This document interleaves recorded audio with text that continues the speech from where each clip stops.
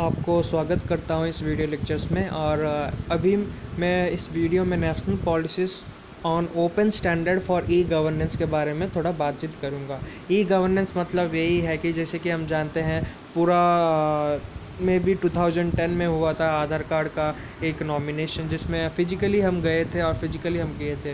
लेकिन e governance यही बता रहा है कि सभी कुछ हमको ई डिजिटल के माध्यम से हमको सब कुछ मिल रहा है इंस्टेड ऑफ फिजिकल अवेलेबिलिटी के बाद वो आया है ई गवर्नेंस, जो कि एडवांस्ड ई गवर्नेंस का एक ही योगदान है। जैसे कि हम जानते हैं पुराने में सर्टिफिकेट फिजिकली प्रोवाइड करते थे, लेकिन अब ई गवर्नेंस के माध्यम से हमको सर्टिफिकेट ई मीन्स एक प्रिंटेड पीडीएफ के माध्यम से, हमको पिंग के माध्यम से, कोई भी फाइल के माध्यम से हमको मिल रहा है। यही इम्पॉर्टेंट है। और इसमें क्या क्या कौन सा पॉलिसीज़ है हमको दर्ज किया गया। जैसे कि हम जानते हैं ई गवर्नेंस इंटरनेट का अवेलेबिलिटी में हम पैन कार्ड भी इशू कर सकते हैं। हम जानते हैं हमारा नया अकाउंट एसबीआई में भी खुला सकते हैं। यही मतलब है जीओआई और ई गवर्नेंस का।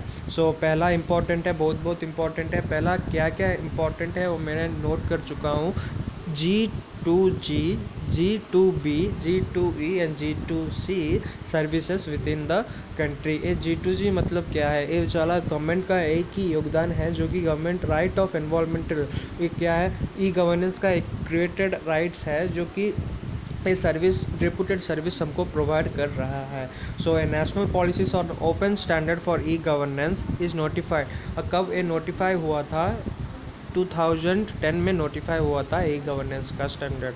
सो 2010 से लेकर अभी तक जो भी हुआ है वो सारा ई गवर्नेंस के माध्यम से हुआ है। Now it provides settled guidelines to consist standard and reliable implementation.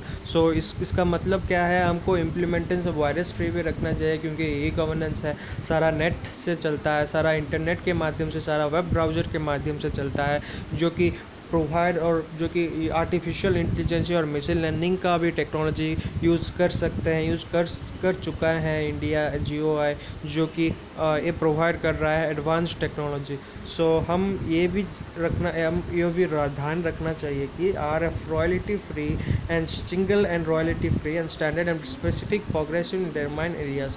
ये मतलब क्या है और ओपन स्टैंडर्ड का मतलब क्या है, उनका क्राइटेरिया क्या है, इसमें point wise in detail explanation आपको प्रोवाइड किया हूँ।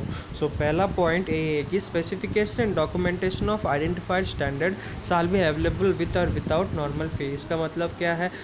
डॉक्यूमेंट्स जो भी है, स्पेसिफिकेशन जो भी है, वो सारा नॉर्मल फ़ी में भी हो सकता है। नॉमिनल फ़ी बहुत कम फीस में हो सकती है। जैसे हम फिजिकल में जाए तो बहुत ज़्यादा पैसा ये सारा ले जाते हैं, लेकिन इस ई गवर्नेंस के माध्यम से हमको नॉमिनल फ़ी भी ले सकते हैं। Second number point, royalty free basis on the time life of standard. इसका मतलब ये है कि टाइम कंजप्शन इसमें बहुत कम होता है। सो आप जानते हैं ई गवर्नेंस का माध्यम क्या है। इंटरनेट अगर फास्ट होगा तो ई गवर्नेंस सर्टिफिकेट भी, ई गवर्नेंस सर्विस भी बहुत ज़्यादा जल्दी हो जाएगा। सो थर्ड पॉइंट क्या बोलता है? नॉन प्रॉफिट ऑर्गेनाइजेशन जैसे NGO जो कि होते हैं, वो स्टेक होल्डर्स के माध्यम से उनको कोलैबोरेट होते हैं और उनको ई गवर्नेंस में एक स्टैंडर्ड पोजीशन रहता है NGOs के लिए। So identified standard shall be recruited openly as far as possible. यही इंपॉर्टेंट है।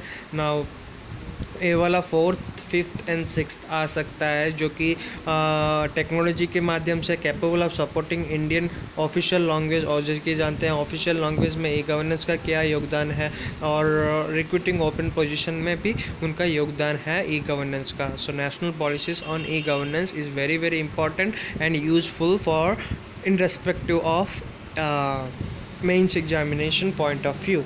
Thank you for watching my video.